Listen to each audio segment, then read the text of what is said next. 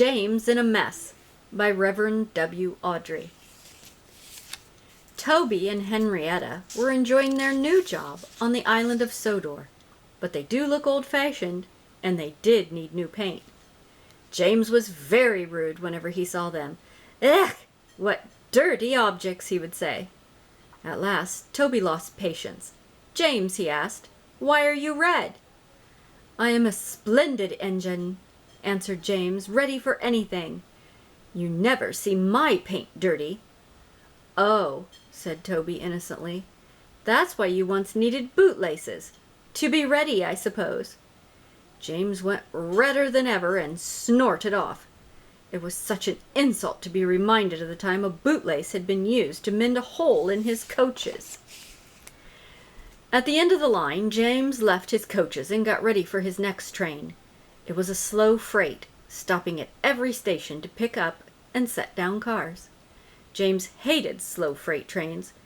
Dirty cars from dirty sidings. Ugh! Starting with only a few, he picked up more and more cars at each station till he had a long train. At first, the freight cars behaved well, but James bumped them so crossly they were determined to get back at him. Presently, they approached the top of Gordon's Hill.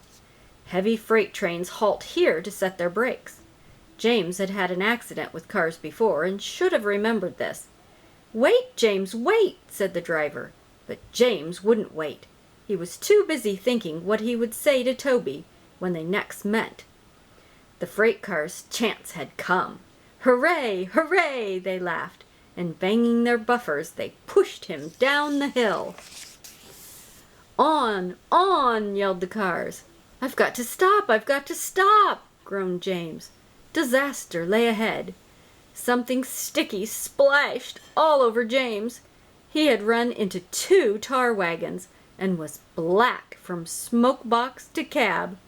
He was more dirty than hurt, but the tar wagons and some cars were all to pieces. Toby and Percy were sent to help and came as quickly as they could.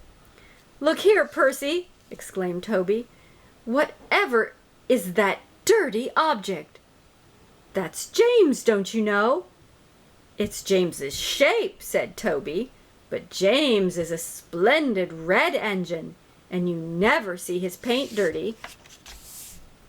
James pretended he hadn't heard. Toby and Percy cleared away the unhurt cars and helped James home. Sir Topham Hatt met them. "Well done, Percy and Toby." He turned to James. "Fancy letting your cars run away. I am surprised. You're not fit to be seen. You must be cleaned at once. Toby shall have a new coat of paint." "Please, sir, can Henrietta have one too?" asked Toby. "Certainly, Toby.